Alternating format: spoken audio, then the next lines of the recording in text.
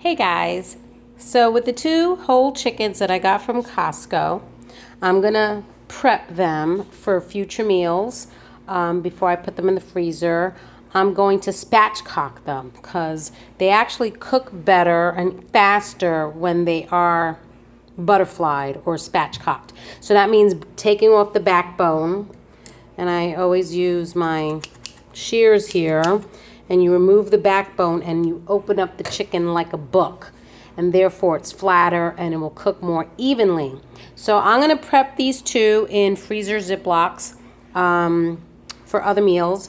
But I was watching this YouTuber called Providencia Silva, and I believe she's a Dominicana with a Puerto Rican husband, and she washes her chicken in vinegar. So, which, you know what, I never thought of, and it makes so much sense. Not only will it add a little zing to it, whatever absorbs into the chicken, but vinegar is a sanitizer. It actually kills bacteria. Yeah, why didn't I think of that before?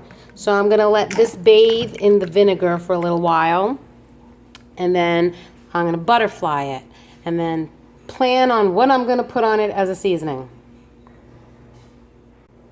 So there's one chicken, nice and butterflied, and I removed the backbone and I put it in my Ziploc, which already had 2 frozen backbones. So now with the backbones, I'm going to make chicken stock one day, and I'm going to put this chicken in the Ziploc. But I'm going to rinse off the vinegar, because the vinegar also is a tenderizer. So it will actually, if you leave meat in vinegar or lemon juice and just let it sit there, I guess at room temperature, it'll actually start to break down the tissue. It actually, kind of cooks it. I think that's where kind of you get that escabeche, which is raw fish, or yeah, usually it's raw seafood, but it actually cooked in either vinegar or lemon juice while it was sitting there. It actually cooks itself. So we're going to rinse off this vinegar. And there it is, 1 in the bag, butterflied. Now we're going to do the other one. So I got to open that and clean it with vinegar. So there are the 2 chickens. Here are my chicken backbones to make stock. And then, being that I had this whole thing as a chicken swimming pool, make sure you clean your sink really well. This thing of vinegar is like $2 in Costco. I always have it. It's like a gallon or something like that, maybe even 2 gallons. And it's a natural sanitizer. So when COVID hit and you couldn't find Clorox anywhere, I knew I can still sanitize everything, hands and counters and whatever need be sanitized, toilets and sinks, because I had my $2 gallon of Costco vinegar. So it's always good to have that handy. So I'm just going to rinse my sink with it, and then I'm going to use soap to kind of get the smell out, because you don't want the whole house smelling like a salad. And then rinse my sink, and then it'll be clean.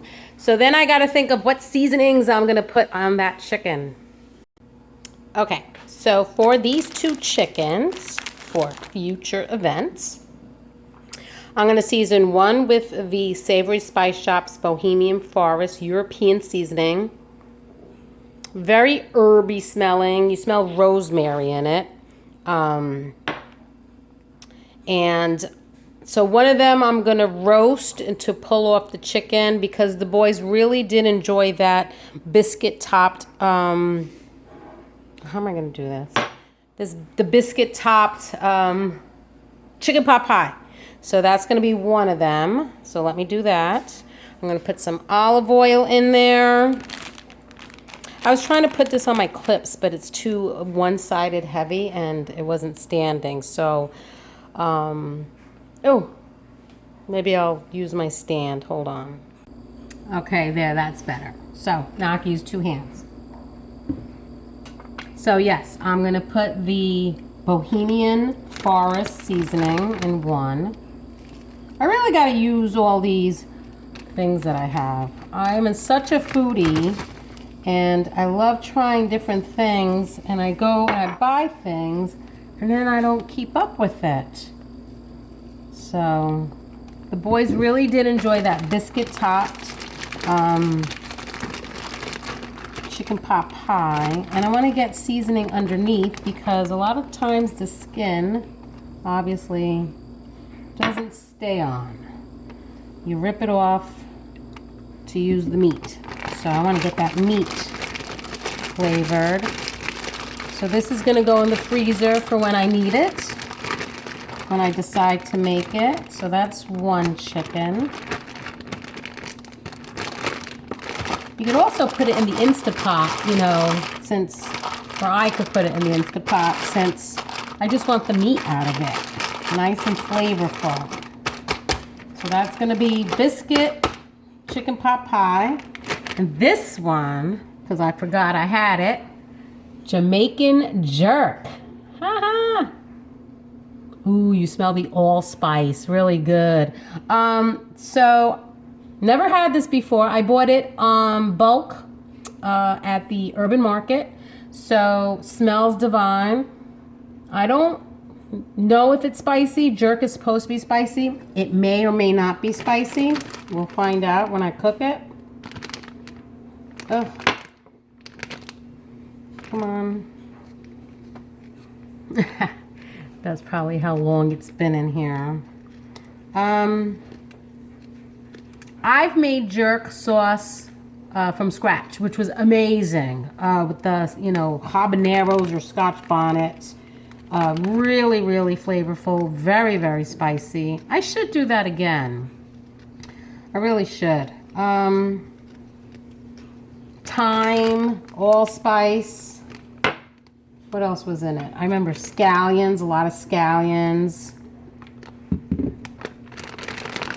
And I made so much of it because I had so much produce from my CSA, a lot of chili peppers. So I was giving it away. And then we're going to get the underneath. But I noticed, like, when you buy the spice blend from certain places, obviously very Americanized unless you get it from a international store where they buy directly from those countries. It usually is never as spicy as the dish is supposed to be. Oh, but this is going to be good. And then this I want to make with some rice and beans and maybe plátanos on the side, some plantains. That'll be really good because that is the Caribbean. Puerto Rico and Jamaica are practically neighbors. Very similar foods. So there, my 2 chickens. They're going to go in the freezer for when I'm ready to make them. Hey guys, so for dinner tonight, I took out one of my spatchcock chicken. This one is the citrusy, the mojo, the citrusy garlic Trader Joe's spice one. And I'm going to throw it in the oven. I'm not going to sear it. No one really eats the skin. So I'm just going to throw it in the cast iron. And we're going to throw it in the oven at 400. And then I'm just going to heat up some corn. I have some cut corn here, some organic corn from Publix. And probably just put some sort of seasoning blend on that. Probably one of the Trader Joe's ones. That everything but the elote was pretty good. So I'm going to go through my spices and check out to see which one I want to put in there. And get this bad boy in the oven. Okay, this one could be the jerk one. It could be the jerk. I don't know. They both smell. I smell a lot of garlic and citrus. But it could be the jerk one. We'll find out when it gets cooked. It's hard to tell. I really should label the bags. Really. So it's going to go in the oven for probably close to an hour. Look at that juicy bird. So now that it's cooking, I can smell that that's the jerk one. That's the jerk chicken. Sorry. So I poured the rest of the marinade in a bowl, and I'm kind of like basting it a little bit so that it stays juicy. And then I think what I'm going to do is, in a skillet, I'm going to cut up some onions and saute them so that we could put on top of the chicken. I thought I taped it. All right, so here we go. I had put a little bit of salt on it. There's a little garlic oil on the bottom. So we're going to get these nice and translucent. They'll be delicious on top of the chicken. Me and John are the only ones that eat cooked onions. With the boys, I would have to hide the onions. They eat onions, but they're usually hidden in the dish somewhere. And I don't like raw onions. I like them cooked. They get sweet. Okay, then for the corn, I'm going to put a little cube of butter.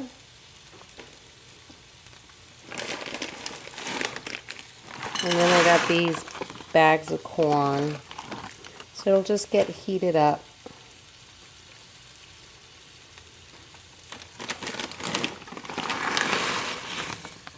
There.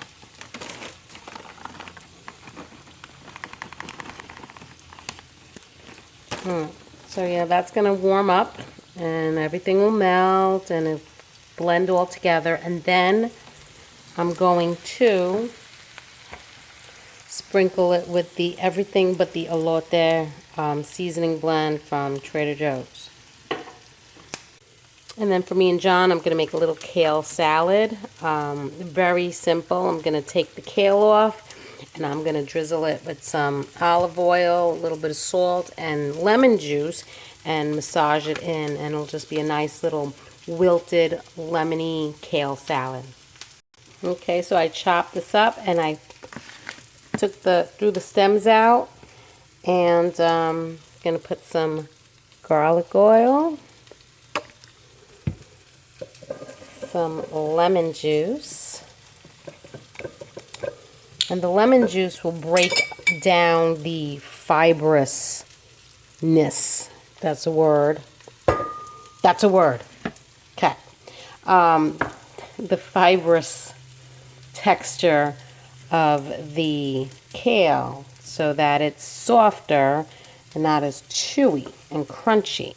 And then I just put a little bit of pink Himalayan sea salt. And then you just massage it. Really get the lemon and the oil, really like massage it into the kale, and then it'll break down the roughness of the kale. So you have more of a nice tender salad. Yep. And this is all I'm going to put on the side. My onions and corn are cooking. Well, the corn doesn't look like it's doing much. I might have to put up the heat there. There we go. And then you let this sit there for a couple minutes and it just gets softer and softer. Yep. So the kale is done. The onions are done. And the corn is sizzling. So what I'm going to do is I'm going to actually put a splash of heavy whipping cream. Gives it a little sweetness. And everything but the elote from Trader Joe's. So this has, what does this have? This has salt, chili, pepper, cheese, chipotle, and cumin.